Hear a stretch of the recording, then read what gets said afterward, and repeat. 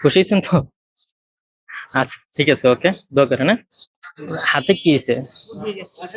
কিভাবে পুড়ে গেছে হাত? দেখি হাতটা পুড়ে গেছে কিভাবে এটা?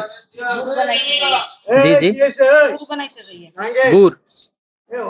আচ্ছা, আপনার পরিবারে কে কে আছে?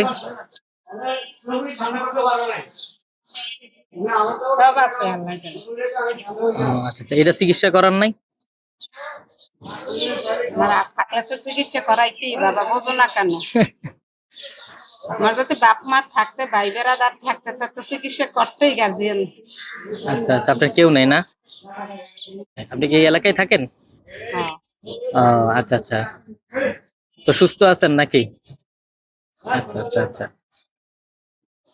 তো যাক,